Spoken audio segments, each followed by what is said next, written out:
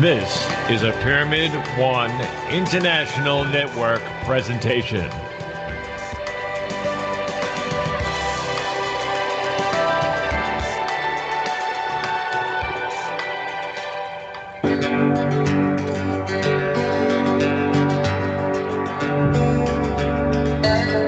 Hi, and welcome to Pyramid One World Radio. Let me tell you about the host that's coming up. His name is Dr. Randall George Nozawa. Dr. Nozawa is living proof that a person can do everything right only to suffer horrific events that stymied decades of hard work and left him blind. The two most gruesome tragedies he suffered would make the fire-breathing Godzilla buckle in bitterness. Not Nozawa. He's grateful just to be alive. Nozawa had played high school football in Honolulu and later became a professional bodybuilder. When he moved to Washington, the muscle-bound Nozawa enrolled at the University of Washington's dental school, studied hard, and faithfully graduated. Yet, years later, after the opening of a handful of dental clinics, when he could finally afford the lifestyle he had always wanted, a tree came crashing down and foiled all his best laid plans. The second was when Dr. Nozawa was caught in the middle of a couple's domestic violence incident one fateful night. His neighbor first shot his wife dead, then shot Nozawa in the head from 12 inches away before finally shooting himself. Two tragic events that would change his life forever. You may call it tragedy. The doctor said, misfortune is just disguised as an opportunity. I say Spirit has a plan for everyone from the beginning, and Dr. Nozawa's plan has just began. Missing both eyes now, Nozawa has to get used to moving about indoors and out. Shortly after the shooting and recovery, he realized that he desperately needed help learning to navigate, so he signed up for Washington State's Department of Services for the Blind, which took 10 months to be admitted to. In his words, the doctor says, dreams do really come true, but you have to believe it before you can see it. He said he has made his own dreams come true by helping others pursue their life aspirations in his free 14-page book, Precipice of Potential, which can be downloaded from his website at www.drrandallgeorge.com.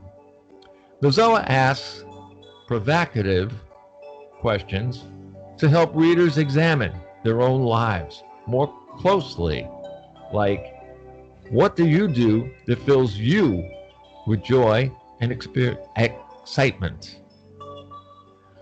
When is the last time that you gave something, anything, freely without expecting or wanting anything in return? What did you do with your last $20? Certainly food for thought. Dr. Randall Nozawa agrees with me that we are all family, and our conscious selves are and have been since the beginning a place where love, yes, love is the most important thing in our lives. And I am is a term which means self-love is a human trait that makes us all whole with the universe. It's my honor to introduce to you, to the universe, your host tonight, Mr. Randall George Nozawa.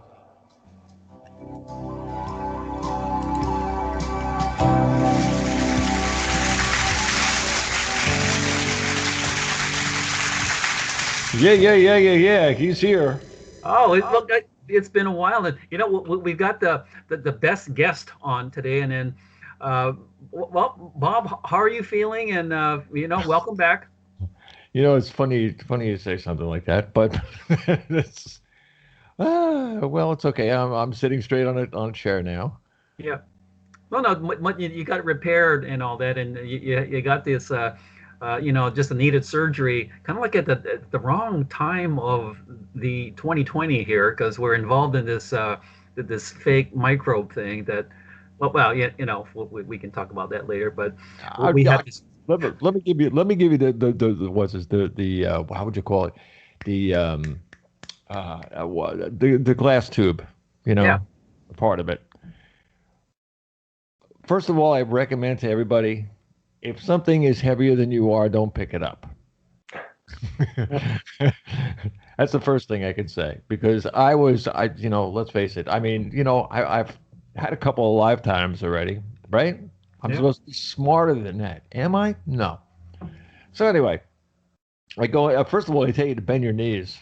When you pick something up.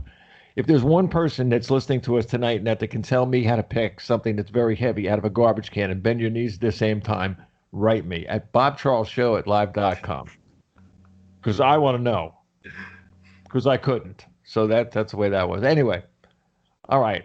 So they tell me, okay, you have a hernia, and I was like, hernia? What's that? It's like a common cold to me. Anyway, it was not a common cold. So anyway, I went through all the things, went to see the surgeons and everything else, and then they said, "Oh well, we can no, we got a lot of we got a plan for you." It's like, yeah, okay, you got a plan for me, sure. What are you going to take out first? You're going to take the right leg or the left leg or what? They actually had literally they took a magic marker and they put an X where they were going to make the spot.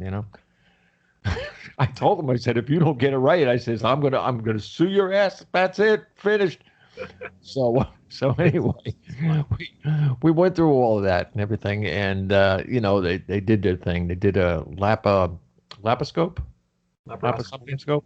Yeah, laparoscopy. Yeah, they do the thing and that they put the camera inside you and they blow you up and they do all that kind of crazy stuff. Anyway, the end to the whole thing is medicine has come a long way because I had past relatives that had operations similar.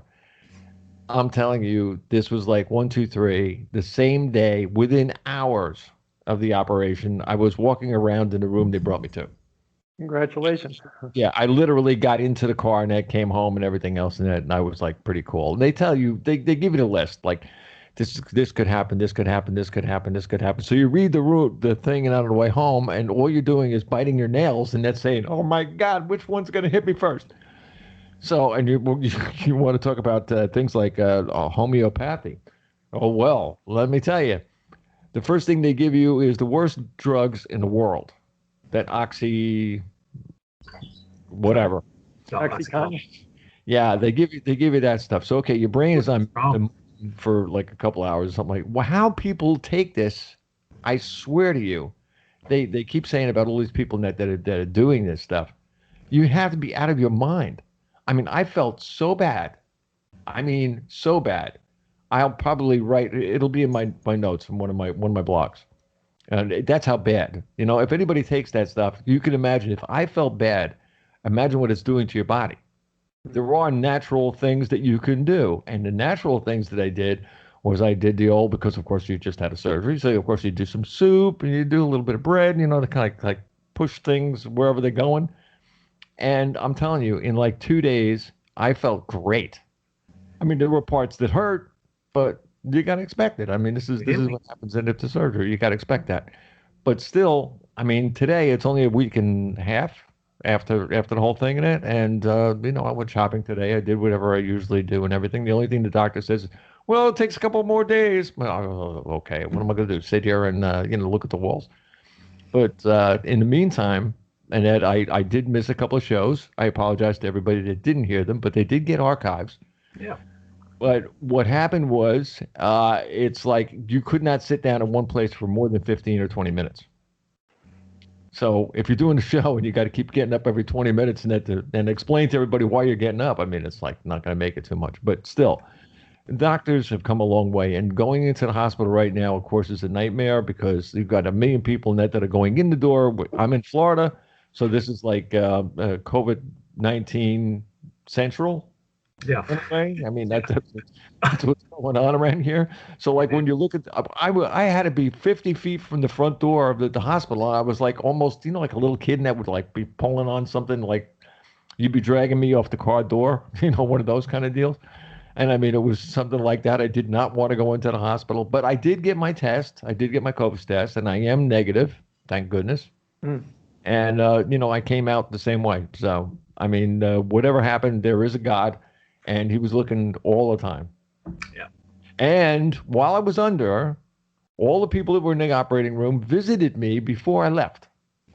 I have a dog that was my favorite dog. He was the radio dog. It was Jake. And he used to be with me every show I did for 10 years. He was either with me or underneath the chair or something like that. He was always there, always listening to the music and things. I said his name and I was under. I mean, 100% out. And I said, "Hi, Jake." And everybody in the operating room heard it. And here I got this thing down my throat giving me oxygen, right? And they said, "You can't talk with that." Well, no. I said, "Duh." And so the whole thing, and that was very, very interesting. I mean, in my book, it's going to be in there. Believe me. I mean, there's more to that story, but I mean, I don't want you guys laughing till you're crying. But I mean, it was that good. One other thing I can say is, don't ever let anybody touch you with a razor. Oh, baby, that's definitely going to be in the book. But I'm serious. I mean, what Roger does is definitely up my alley, and most of the people that I wrote to that did write back to me on Facebook and had said the same thing. They said, "You're really going to have him on?" I said, "Yeah, I'm really going to have him on. Hey." So okay, Doc, go for it. No. Oh no, just great to be back. I'm glad you're back, Bob. And like I said, we got the best guy on to, for this show. So anything you needed to know about, just healing, nutrition, body rhythms. Okay, and uh, I know when I first met the guy, and this is through Patrick Herbert. He was looking for homeopaths, and he goes, "Oh, this is one great guy. You ought to talk to him." I said, "Okay, okay." But just so people know that, in the early 1900s, and this was more 1911, and well, in 1910, this startup company called Procter and Gamble created a vegetable thing substitute for animal fat called Crisco. And I think that's one major thing, vegetable oil, the omega 6s, that I think have really plunged our entire world into ill health because the one, well, we can't digest that kind of stuff, and when we that came as a substitute for animal fat, then the rate of heart disease and obesity and diabetes started rising. But we can talk about that later. But because of Rockefeller medicine and it's Rockefeller investment medicine, okay, is that it's for profit and it's called the pharmaceutical industry. And other than the folks that make those drugs, I don't see any benefit to it. Not all of it. We're going to need some meds here and there, but what we have is a body with an immune system with innate intelligence to heal. And this is why I'm so honored to have Roger Barr on, because here's a guy through his experiences and getting some information from I think his brother, some nutrition information. He made a change in his life. He made a decision to go into a field like this because one, it's I think it's very needed in our world. Okay, but not many people will pursue it because they'll go the traditional medical doctor route, which to me that's means that you sell drugs, you're a salesman. Okay, what Roger does is that he allows you to heal. He allows you to let your body do what it's supposed to do. And with all his academic, his learning in academia, plus what he's experienced, just what a great guest to have on the show. And I think what people need right now is to believe in themselves and believe that they can heal, and that plants are your best friend here. Okay, Roger, welcome. Thanks for coming on. And hey, give the Pyramid One audience a brief background, view, and tell them, explain what homeopathy is. Well, thank you very much for giving me this opportunity. And I would like to second your opinion about the body healing itself. People don't really realize this, is that in the final analysis, your body is the only thing that's healing you. All the healer does, whether it's a doctor or a aromatherapist or a homeopath, all they're doing is giving you a crutch. But it's your body that heals, and it's various. Some crutches are better than others, but really they're all just crutches, and the body is healing yourself. And I'm a homeopath, and homeopathy. Everybody is rightfully skeptical of homeopathy. We're weaned on the mechanistic paradigm from the moment we're born, so. It's justified to be skeptic, but I always encourage people to investigate it for themselves. And in the U.S., I would like to disabuse people of the misperception that we have in the USA that homeopathy is only for hippie mothers with Birkenstocks who give placebos to their kids for colic. In the rest of the world, homeopathy is major medicine. There are hospitals, clinics, medical schools in countries like India, Mexico, and Europe. And anybody who's interested can go and sit in on one of these clinics and see these doctors treat the vast array of humanity for everything from hangnail to cancer. So don't take my word for it. Don't take anybody's word for it. Go and experience it for yourself, and I'll give you lots of ways, if you want, of how people can try it out for themselves. See what they experience for themselves. Trust your personal experience. Don't trust what people say about it. My path to homeopathy started. I was an Army brat, and in the military, anybody considering going into the military should consider the fact that they don't have bodily autonomy. They treat you like a guinea pig. And I was a dependent, so I wasn't, a guinea pig, but I used the same medicine. And so I had multiple antibiotics, multiple vaccines. In my age group, most people got 6 or 7 vaccines. I got something like 50. I guess the military was just, testing them out, see what would happen with all these vaccines. So, and then at the age of 14, I had a real mild case of acne, nothing to write home about. But so I went to the doctor, and the doctor gave me high-dose tetracycline for something like 2 or 3 months. And as we all know, the microbiome is now the key to people's health. I mean, as Dr. Hyman says, it's the biggest organ of in your body is the microbiome. Everything in your digestive tract, all the flora and fauna in your digestive tract. And so tetracycline is a wide spectrum antibiotic, and it just wiped out everything. And within a short time, I sank into depression, and I had serious depression for about 14 years. And I even did meds for about 6 months and decided what a mistake, because my brother had turned me on to nutrition. And at the time, there wasn't much known about nutrition. There was no internet to go to. So I just basically experimented on myself. But I was able to pull myself out of depression for the most part. It didn't get to the root of it until I did 5 Vipassana 10-day retreats. In the 5th one, I remember the exact moment when the depression came to the surface and then just dissolved.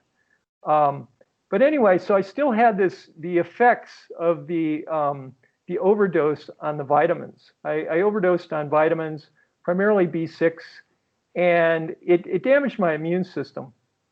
And So it left me with multiple chemical sensitivities. So I was sensitive to any kind of chemical, nutrition, drugs, anything chemical, processed food, whatever.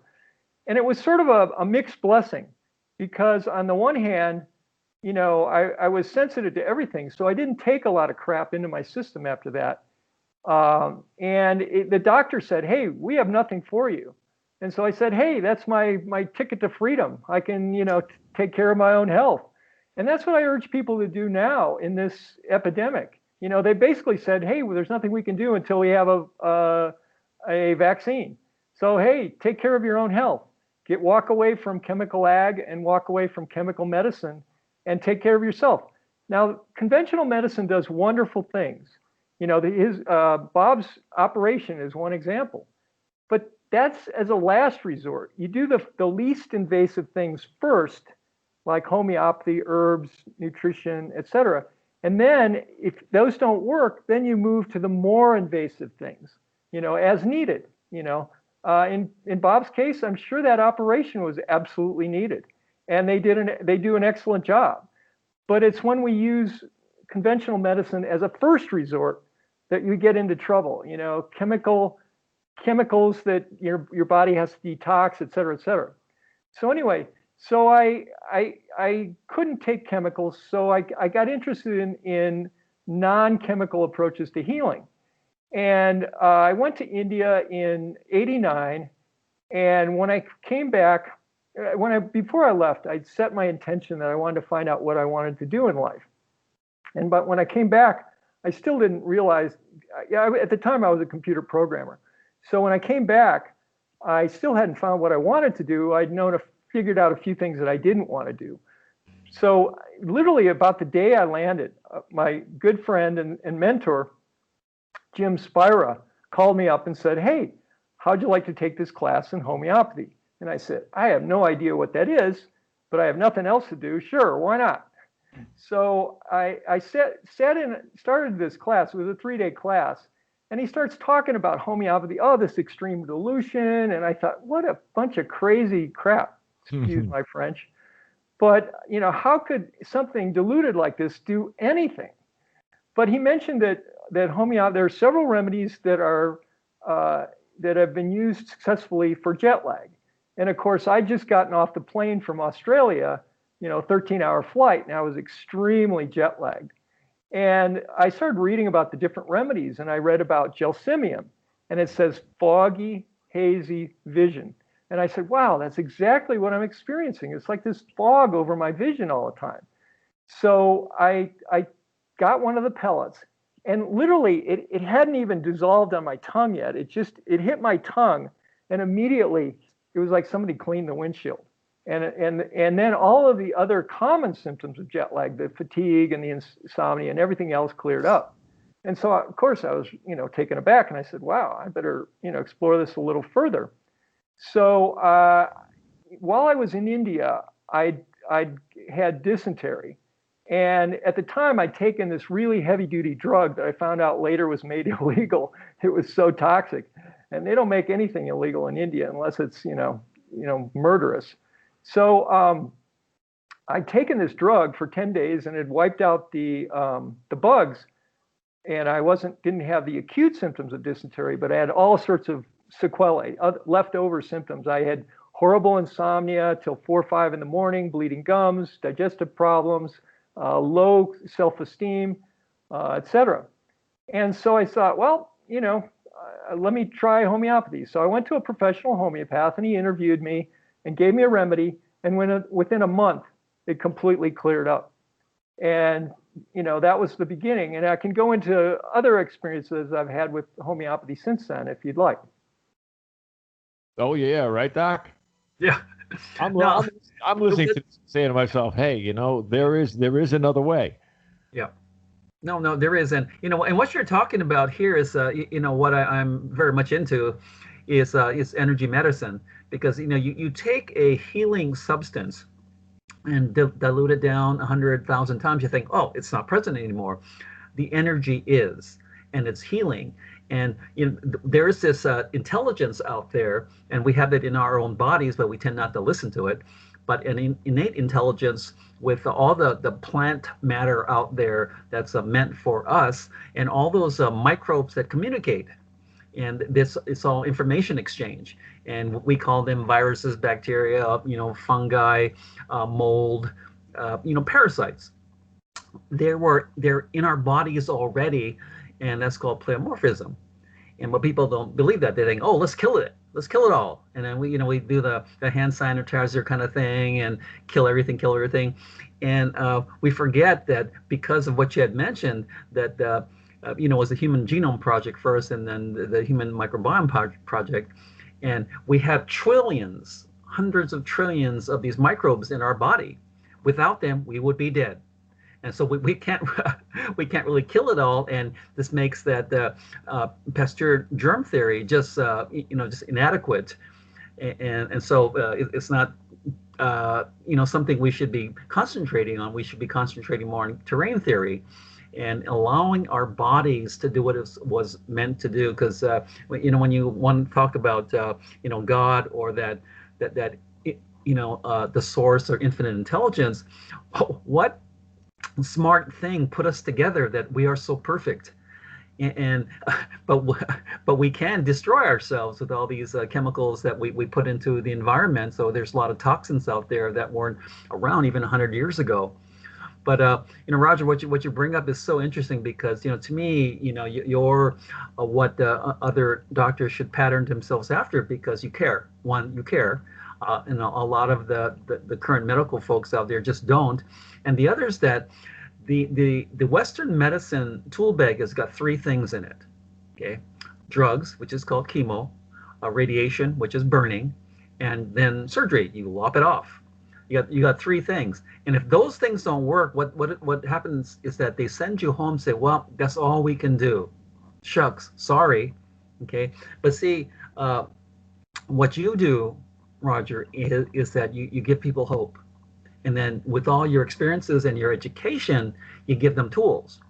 Because if you can get their bodies to respond the way they're supposed to, then they can heal themselves. But you help them just to remove those blocks and all that. But what you're doing is energy medicine, and that is just so awesome. And we should all be getting there. And I think, just with what you said, is that we're in this time right now where change is good, and we have to get out of this conditioning, because for all these years, with people that have come before us, our ancestors, grandparents, great grandparents, people like that come before, is that we were taught to look at normal symptoms as illness, and to fix it with a pill. Kind of like Skittles. You take the green one for this, the blue one for this, the red, things like that. And we've been conditioned there. We've learned how to be like that. And so, there folks out there think fever is bad. Oh, fever is actually when you're healing, when your immune system's in action here, destroying all those bugs in your body. So you don't decrease your fever. Get a whole bunch of water into you, maybe some lemon water. Put a pinch of turmeric in there, or something light, or some bicarbonate. Go to bed, get some sleep. Allow your body to heal. Okay. So Roger, continue on, and let everybody know what the homeopathy is, and why this is a pretty darn very effective treatment for everyone. Because I don't call it alternative medicine, I call it effective medicine. So go ahead, take it away. Well, thank you. Yeah, I mean, homeopathy has been, like I said, has been used for everything. Like the next time I went to India in 1995, I contracted malaria. I was in the Nasik district of the state of Maharashtra, where Mumbai is located, and I found out later in Asian Business Week that 10,000 people died in that particular district. And I was diagnosed with malaria, and by a regular doctor, and I tried to treat myself. I was a newbie homeopath at the time, very foolish, and I gave myself the wrong remedy. I took it repeatedly over several days. And that was because malaria has this interesting property of having a 24-hour cycle typically. And so I'd wake up in the morning and go, wow, hey, I feel pretty good. And this remedy must be working. And then in the afternoon, I'd go, oh, I don't feel so good. And so I'd take the remedy again. And then after 3 or 4 days, I developed this terrible headache. And so I said, oh, I better get some professional advice here. So I went to an MD homeopath. Like I said, in India, homeopaths have equal rights with conventional doctors in the hospital system, medical system. And so he told me what I'd been doing is I'd been taking the wrong remedy repeatedly. And that's one interesting thing about homeopathy. Anyone who's skeptical about homeopathy can do what's called approving, is where you take the same remedy repeatedly over several days. And that's important. You can't just down a whole vial of medicine and say, hey, you know, it didn't do anything.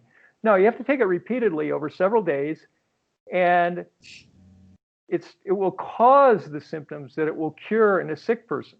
So it shows that, you know, that these extremely dilute remedies have this power.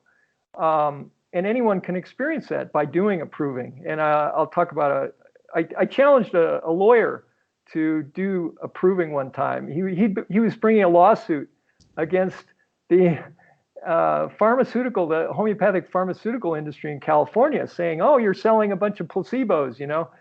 And so I went into his office and said, hey, you know, give this a try, you know. And so I convinced him finally, after a couple hours, to finally do approving. And he took this remedy. Neither of us knew what it was. And he took it over several days, and it started causing all these symptoms that he'd never had before. And that's what it does in a healthy person. And then the body's, that's the primary action of the remedy. And the secondary reaction of the remedy is towards health. So if you match the symptoms in the primary action, whether it's a drug or a homeopathic remedy, if you match the primary symptoms, then the body's secondary reaction will push back in the opposite direction. And that's a repeatable experiment that anybody can try. Take this remedy, do approving, and see the primary action of the remedy, and then the secondary reaction. So anyway, I went to this homeopathic MD, and he told me, yeah, you'd been taking the wrong remedy, and it's causing all these symptoms. So he gave me the right remedy, and in 3 days, I was completely cured. No relapse, never had a relapse. And at the time, malaria was considered incurable by conventional medicine. And so, yeah, I mean, it's powerful medicine, and it works using your body's own response. Instead of using the primary action of the drug to overpower symptoms, which is what conventional medicine does. Like, for example, Ambien. Ambien's a sleeping pill. It has one symptom that matches somebody who's has insomnia, and that's sleeplessness. So it suppresses that symptom, but then it causes all sorts of side effects. And then when it wears off, you're back where you started. So you've overpowered one symptom, and then when it wears off, you're back where you started.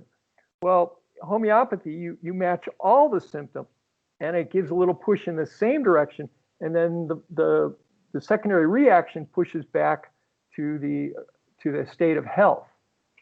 So that's sort of a quick thumbnail of what homeopathy and why these extremely dilute remedies work.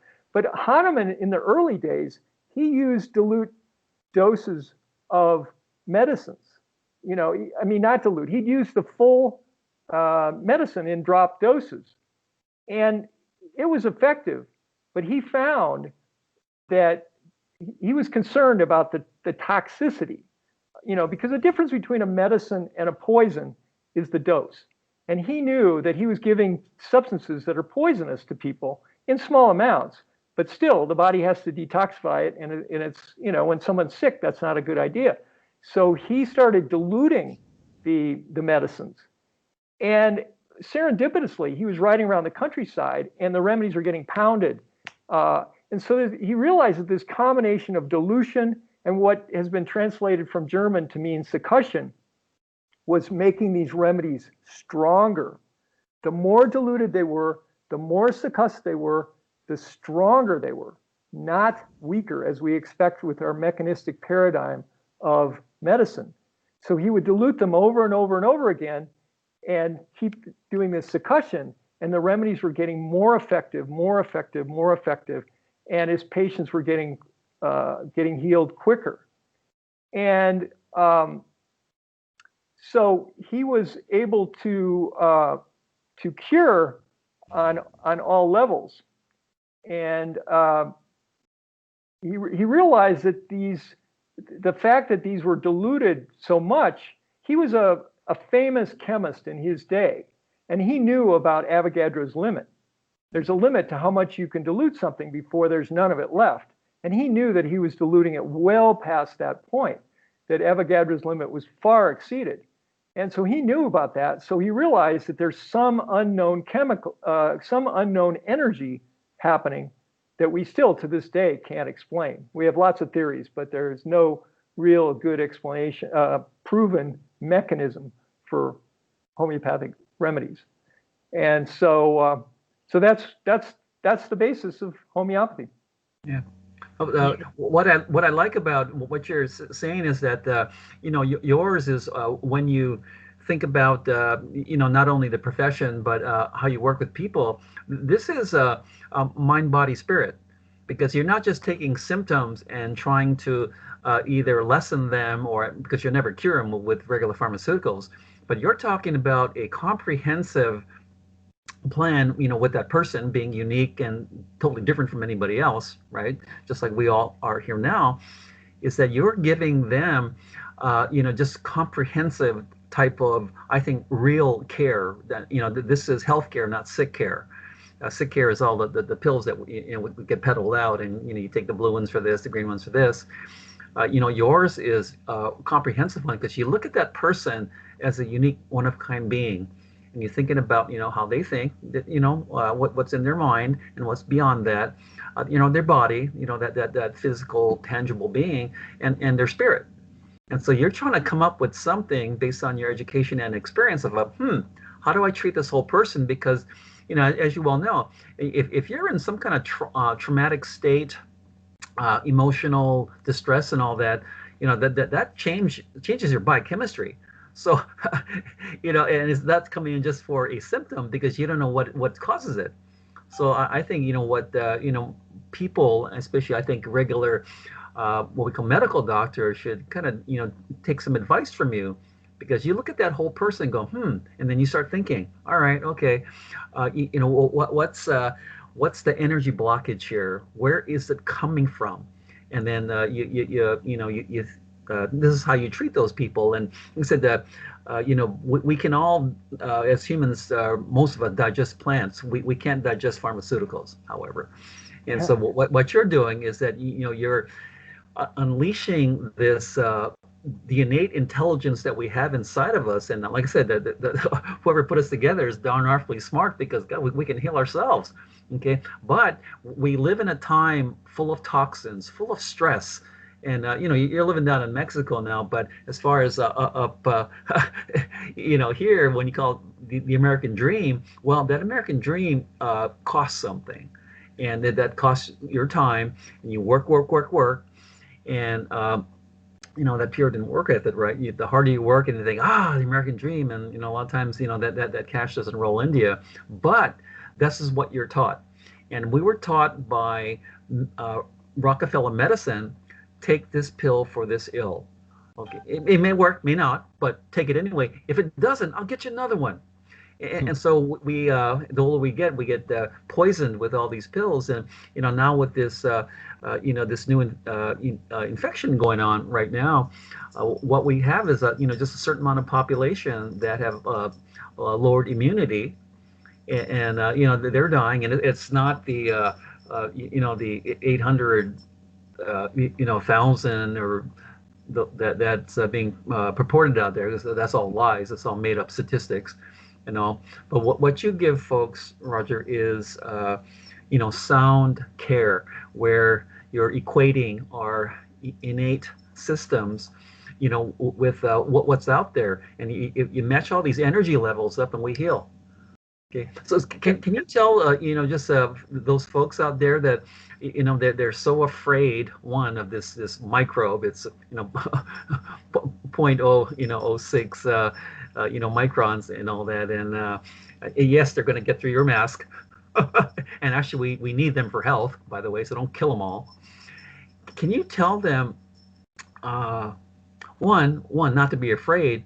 The other is that what they can do for themselves at home to bolster up their immune system, and and part of this is not only just the nutrition part, but the attitudinal, that being in that certain state, because the poor emotional state, even back when a trauma, okay, will become eventually a trait and become your identity.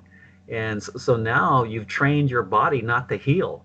So anyway, yeah, I'm kind of just rambling here. So Roger, take it from there and then explain to folks why they shouldn't be afraid.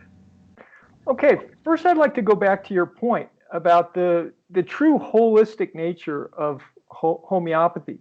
I didn't really stress that, but the allopathic definition of disease is very limited. So it's a very narrow range. You look at a handful of symptoms that everyone in a group of people is experiencing, and they find a drug that they try and target for those few symptoms. Of course, that's an impossible, magic bullet, because medicines actually work on all levels: mental, emotional, physical, and that's what homeopathy looks at.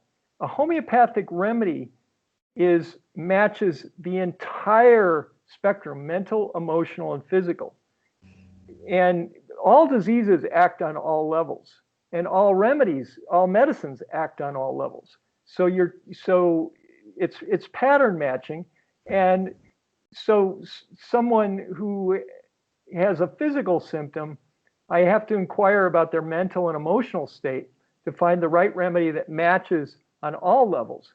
So, like, for example, I got a sprained ankle, and you think, well, that's just a mechanical, thing.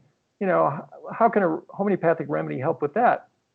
But I was restless at the same time. Like, my mind was just, and body was just restless. And so the right remedy covered the sprained ankle and the restlessness, and it all resolved at one time. And that's the way a good homeopathic prescription works. It works on all levels. And so at home, I really urge people to take control of your own health. Your body has, like I said, the healer is just giving you a crutch. Well, you can treat yourself for a wide variety of things just with a small kit of remedies and a newbie book on homeopathy. For example, first and second degree burns, very simple to treat with homeopathy. In my experiences, you get the right remedy and the pain is gone within seconds or minutes, and then the next day it's like you never had it. Either first or second degree burns. People might have had poison oak. People who live in California, or poison ivy. In my experiences, you get the right remedy, and this horrible itching rash, the itching goes away immediately, and the next day it's like you never had it. And normally it takes 2 weeks for that to go away, and instead it'll go away overnight. So for example, for COVID, I was working with doing a volunteer project with a friend of mine, a really brilliant homeopath called Kim Aaliyah, and he created this website called Homeopathic House Calls. And we've taken the insights and the successful remedies from homeopaths from all over the world and incorporated them into that site. And there's a module called COVID-19 that someone can go on, answer a few questions, and get a list of remedies, likely remedies. And I've used it several times, and it's always been spot on. So, and it's free for 2 weeks. So, give it a shot. It's a great site. And then and get a small kit of remedies, have it at home. And when these things come up that aren't serious, acute conditions that are not serious, give it a try. You can even use it for serious things on the way to the hospital. On the way to the ER room, take the remedy. I had an experience that was really beautiful. I was living in a ground floor apartment in Berkeley, and my landlord was living upstairs. And in the middle of the night, she knocked on the door, and she was holding her 4-year-old daughter, who was screaming and clinging on to her. And she had a ear infection, and her mother was a nurse, and she could look into the ear canal and see that it was red and inflamed, and this girl was just screaming in horrible pain. So I figured out the remedy in a few minutes, gave it to her, and then we went to the ER. And by the time we got to the ER, the nurses there said, "Why'd you bring her? There's nothing wrong with her. The inflammation is gone. There's no inflammation. Well, this is ridiculous. Why'd you bring her?" And it was interesting too, because they had a Hawaiian vacation scheduled for the next day. And so they were concerned about the daughter, but they were also concerned about their vacation. And so they were able to go on their vacation, no problem. So yeah, you can take care of a lot of stuff. I really urge for non-serious acutes, you can take care of your own health. For chronic conditions, please see a professional, because it can get quite complicated. So that's what I urge people to do. This is a perfect opportunity. Doctors say there's nothing we can do. So, hey, take care of your own health. No, that is so cool, because I was just in traditional Western medicine, but I found is that a lot of the things that the teachings are flat out wrong. And then everything is a system. Nature is a system. And I think the closer we stick with nature, the better off we are, because just what you call it, God or nature, they know. They just know. and we try to do our own part, or maybe copy something, but a lot of it's all greed related. And then to me, what you do, Roger, that's true doctoring. Because one, you care, and then you're looking at the person as a whole, not just a symptom. And they go, what's this? And so that's where your expertise comes in, but it comes from caring. Okay, and I think a lot of those folks out there now that are billing insurance and things like that, that they're on this roller coaster, or kind of speed dial thing, where you got 7 minutes per person when you walk through the door, and yeah, I think they care. 7 minutes? They get care, but they get ground down by the system. It's not in their innately they come into the profession caring, but they're ground down, like you said, 7 minutes to see somebody, and they don't have time. Their insurance company or their hospital, tells them how they have to operate, and they have to operate within that, really tough system. And we should be using them as a last resort, like I was saying, instead of the first resort. We should be taking care of our own health, intermittent fasting, good food, good air, good exercise. Take care of your own health, and use these, use it conventional medicine where it shines, which is in serious conditions. So I'm sorry I interrupted, but I just had to. No, please, no. Thank you for that, because it's like I said, just based on all the stuff that's kind of happened to me and all those unexpected traumas, I think I'm a better doctor now than I was 20 years ago, because I have a better look at things. And it was before in just regular Western medicine, is that we try to fix something, we try to treat something, and make it better. And for me, it was more dental surgery, because then I get to do something that way. But for regular medicine, it's pill for an ill, and not knowing what that's going to occur. And if you don't get the right result, you just change the pill, or you keep on adding them up. Well, that's these medications, pharmaceuticals, they're toxins, and they add up in your body. Okay. What's really interesting is if you look at the side effects for every single drug on the market, you will find in the side effects the symptoms of the disease that it's used for to treat. Yeah. These drugs are partially homeopathic. They're prescribing them based on a limited symptom picture. If they use these drugs where they were fully homeopathic, in other words, they matched on all levels, mental, emotional, physical, they would be curative. But it's the definition of disease, which is very limited, and then trying to match, just cover the few symptoms where they're partially homeopathic or partially similar, instead of trying to match the whole individual. And so, like in homeopathy, if you have 100 people with diabetes, you might give 100 different remedies, every one of them, because they all have different complete symptom pictures, even though they do have that one few symptoms related to diabetes, but each one of them may have a different whole other set of symptoms. And so you've got to match on all levels for each individual to make it really homeopathic. But the partially homeopathic drugs, they work, short term, and then they wear off, and then you're back where you started. So. Okay. But what you do, is you educate folks, and I think that's really crucial, because we only know what we know, and for all these years, generations, since the early 1900s, since the Rockefeller medicine started, it's you have a symptom, you take this pill, okay, and from there we never learn about our own healing power, and that we are all God gifts. And then we can heal ourselves if we just knew how. Okay, and then so what you do is that beyond the strategies now, that you educate folks, and then you educate them as a whole, because we're all different. Because one thing might work for someone, one might work for the other. But as the true doctor, you I know you don't want me to use that word, but it's you listen to folks, and then they're going to tell you what's going on.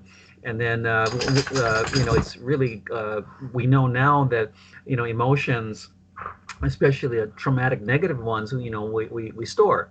We hold that energy in our joints, and that comes up too, because a good doctor will figure that out when you talk to them. And okay, what's going on here? It's like you said, you have 100 people with diabetes, and that's a blanket term. Okay, but there are different causes for that, and it's up to you, the person that's helping heal, to figure that out.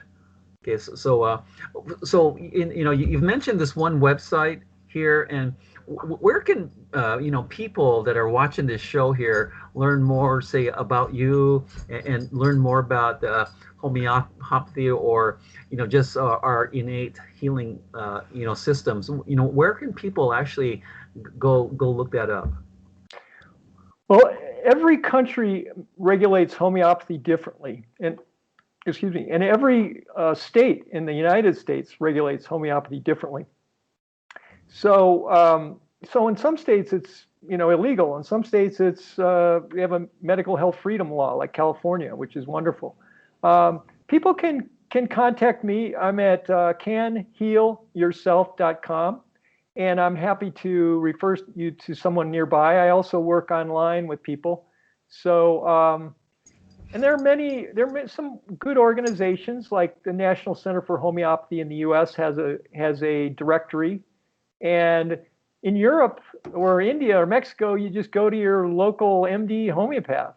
But you really want to get a referral, because like in any profession, some people are good and some people are just putting in their time. And I really recommend that you find someone who can give you a good referral. I think you had something to say, Bob. You wanted to break in there? Yeah, I was gonna throw something in, because I hear this stuff all the time. You were talking about things that different things that make the bodies work different ways. Many moons ago, and that I was given a drug, and that because of a brain operation, because of a car accident, Dilantin. Yeah.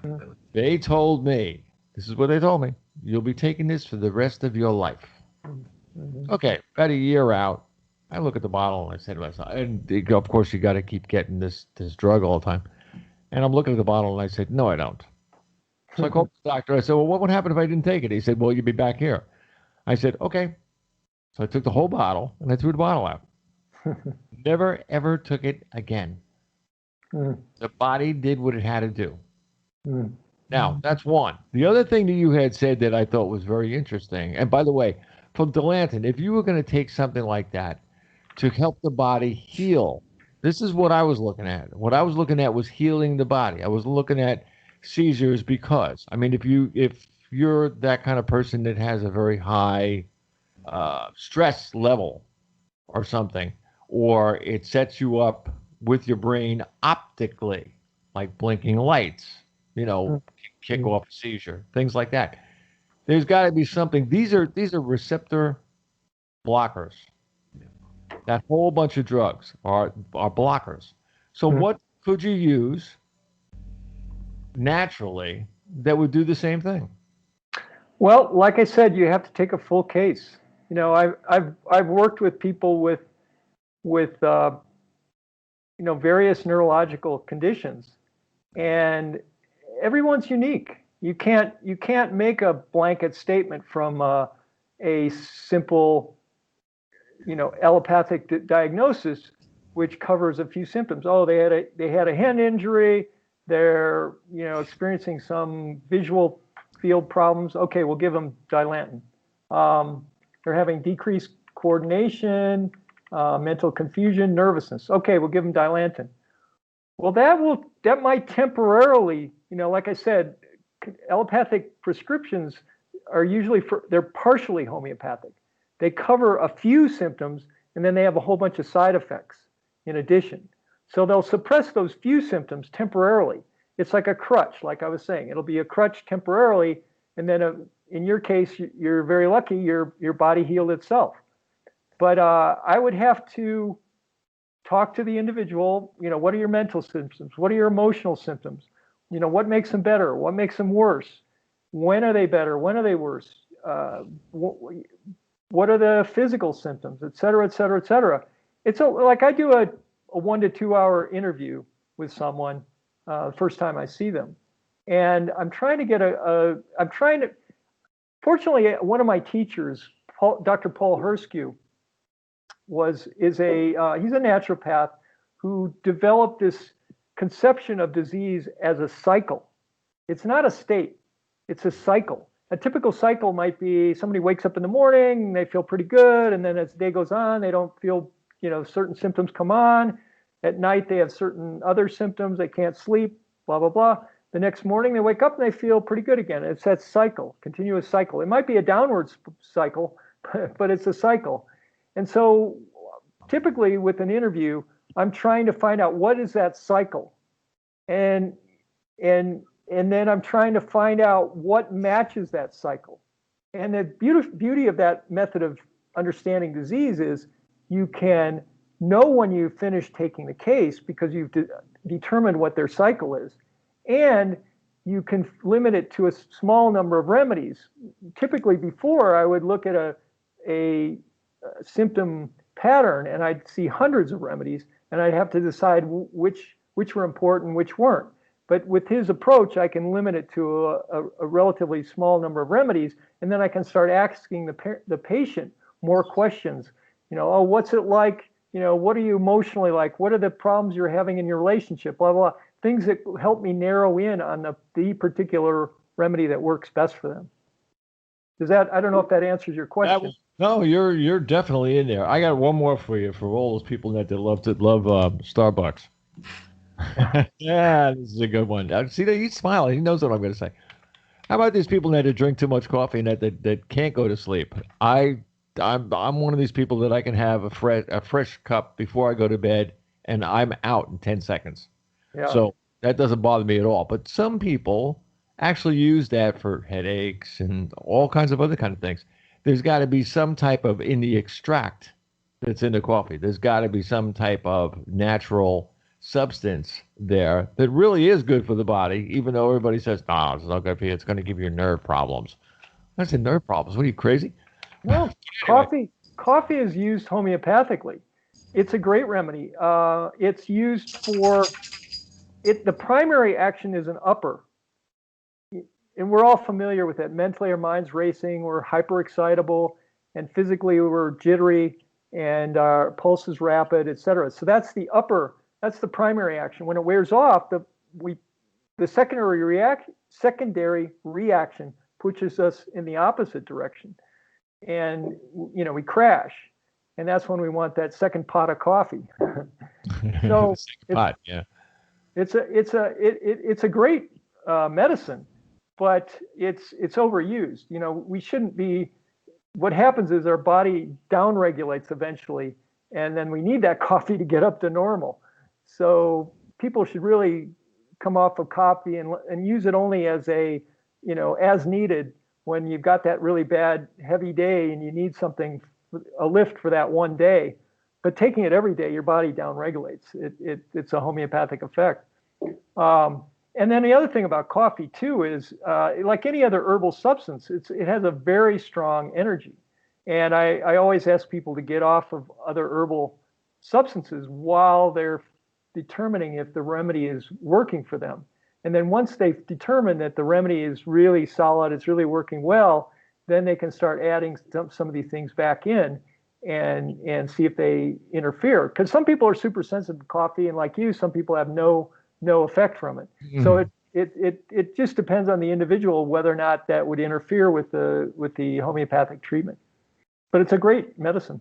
Yeah, it's like when you go in a hospital, the first thing they ask you is, "Are you allergic to anything?" Yeah. God, the guy next to me, he had a list so big. The list was on the floor. I mean, it was like, oh, yeah, I got that one, I got that one, I got that one, I got that one. I'm sitting there saying, what's get away from me? It's like... some people are very sensitive. Everybody's susceptibility is different. And so you can't treat everybody the same. And that's sort of what allopathic medicine does to its detriment. Mm-hmm. They look at a group of people and they treat the group instead of treating the individual. And that's I think, a major flaw in allopathic approach to medicine. And they're using partially homeopathic medicines instead of fully homeopathic, and they'd be much more successful. Here's another one that I see in all the doctors' offices. Like we have right where I am here in Florida. I mean, I got Lakeland Regional Medical Center is right. I could walk to it. I could have a heart attack here and still have it over there. I mean, it's that kind of thing. The other one is Watson's, and the Watson's clinics that are all over the place. These are huge hospitals and stuff. Again, I'd have to get in the car, take a 5-minute ride, and I'd drop right on the emergency room floor or something. But with all these things that are going on, all these people or the places that I've been to, I hear a lot of people talk about thyroids. What's this thyroid thing? I mean, this is like the new thing. Like, okay, they had COVID, and that's kind of petering out a little bit, and now they're coming up with something else. Well, thyroid is a huge issue, and that's because our foods nowadays are so demineralized. There is very little iodine in our foods, and iodine is used throughout the body, not just in the thyroid. It's our first line of defense. It's part of the immune system. Our skin and our mucous membranes all need iodine, and we have very little iodine in our foods. And also, there's a competitive other minerals, particularly chlorine, iodine, and bromine, which are in the same line in the periodical table of elements. They all will replace iodine. So if you're eating brominated bakery goods, if you're taking chlorinated, you're in a pool, or you're showering in chlorine, or you're drinking fluoridated water, you're getting these minerals that will replace your iodine, and it will, so that the thyroid will not function properly. So people our age are not quite as don't have quite as much of a problem with that, but a younger generation, they're eating all these bromine. They used to put iodine in. Now they just put it in salt. Yeah. Now but they used to use it. There used to be more available in the environment, so it's a big issue. Even iodine. When you look for iodine, and then you go into a store and then you look for the stuff, you have to. I mean, you got to pick up the rocks and look under them. Mm-hmm. I mean, it's not something they put prominently right on a shelf. You have to buy Lugol's or something like that to get a good dose of iodine. Mm-hmm. Yep. Right. Doc? I just like listening to you guys. No, but you bring up a lot of all these health points, I think, that people should know. And we're in this time right now that I would encourage people, be the change. but to look into who you are and what you believe, and uh, that exercise that love that you have inside of you, and share that more, because what's going on now is not love. It's, to me, anti-love. And so, what you bring to the table here, Roger, is this a different way how to, one, appreciate where we've come from, but also that miraculous God gift called your body. And then there's a lot of parts to that. But the uh, with when we talk about digestion and all those things like that, we talk about liver, gallbladder, and all that, and this has a direct response or effect, on turning the inactive T4 into T3. And so you bring up all these neat systems in our body that, one, we should learn more about, because a lot of folks is they just don't know. Yeah, And yeah. don't even ask. When So I so focused anyway, on you iodine, educate. So I'm glad of that. when I focused on iodine, that's not the only reason for thyroid issues. I mean, there are many causes of thyroid issues, and it could be that your thyroid's producing enough T3 or T4, and it's not getting, like you said, it's not being converted into T3, which is the effective form. So yeah, you're very right. There's a lot of we're taking all of these substances into our body, like glyphosate or whatever, that are really have a huge impact on, like glyphosate is fake glycine. It substitutes for glycine, which is one of our essential amino acids. And whenever the body has a choice, when it's making a protein, it has a choice between glyphosate and glycine, it will preferentially choose the glyphosate. So it makes a protein that doesn't function. And that's horrendous. That goes right to the basis of life on this planet, to interfere with the protein synthesis. So yeah, and all the chemicals really have a huge impact. So yeah, I'm sorry to jump on you, but I just had to Well, throw. no. Thank you for that. Well, that's why I have you on the show, because you're it's not only you're learning, but you get to see that every day. And and everyone's different, because the pill for an ill medicine is, you come in and you have these sort of symptoms that are kind of in this category. You have 3 out of 5 or something like that, or even if you don't, you're given a pill, and you think, oh, here, take this. It doesn't work. Call me on Monday. Things like that. Whereas you take hours to actually interview someone, okay, because it's just not symptoms that people are showing, but it's, okay, what causes those? Where's your head at? Where's your emotions at? Okay, what's your nutrition level at?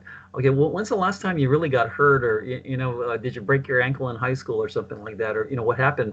And so just by that, you flesh out all these different things about this unique individual. And then, because in a household, if there's some kind of mold exposure, with the aspergillus, you'll have the husband coming down with heart problems, the wife coming down with mental neural type of things, or the child just coughing a lot. But it's this, it's the same pathogen or toxin, but you got 3 different expressions of that.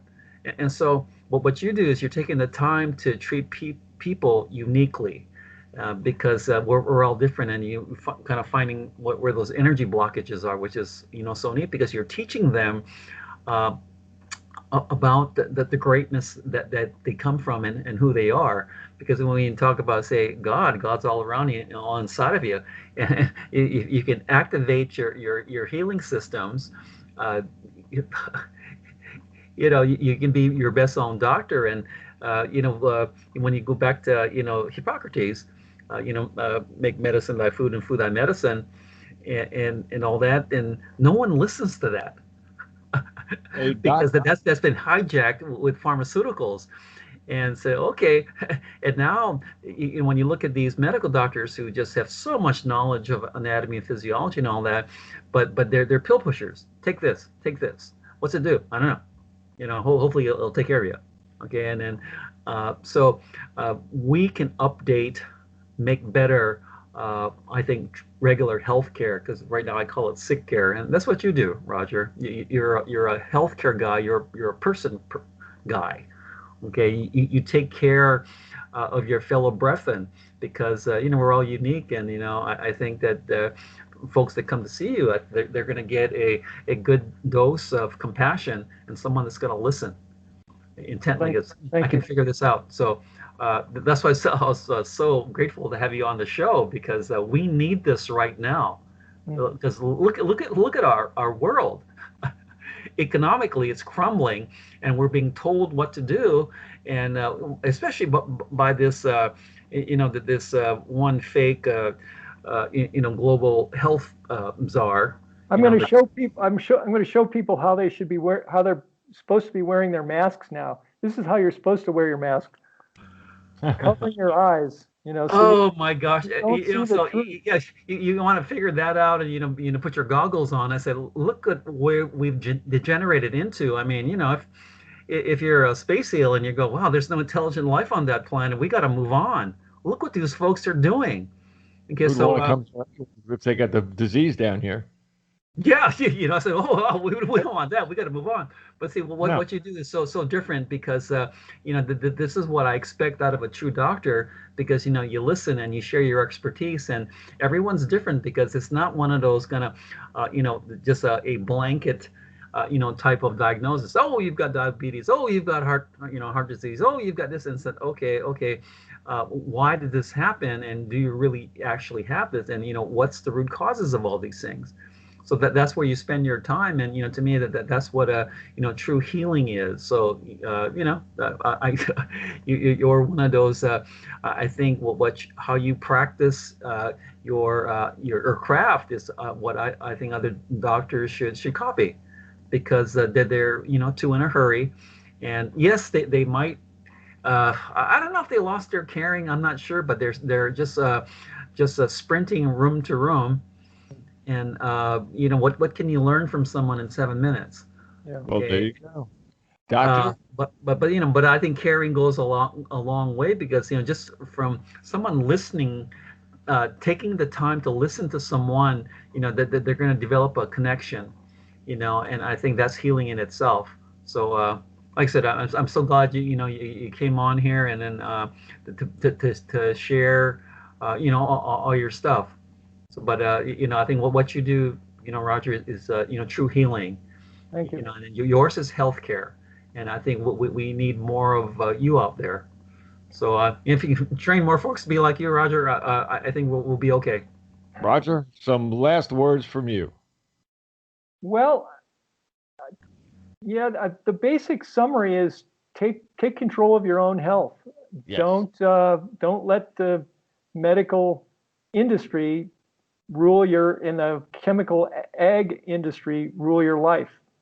Take care. Were there any questions? Did anybody post any questions? We had a couple of them, but you answered them. Okay.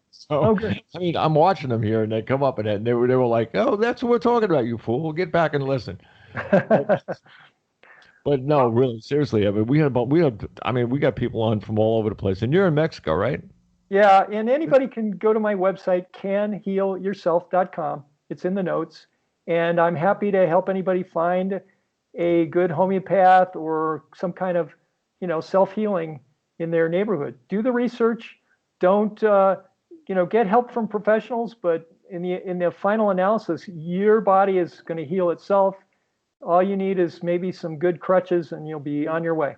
There you go. And that address, by the way, and that's everybody listening, and that will be on the video tomorrow on YouTube, right in our channel. So you're going to enjoy yourself, and that going to the website, I know, because I've been there. So pretty good stuff, I'm telling you. Doctor, your last words. Roger, thanks so much. You're awesome. I'm glad you're out there, okay, because we need healers like you out there. And Bob, welcome back. Yeah, welcome back. Hey, yeah, I'm in one piece, no problem. I didn't leave anywhere.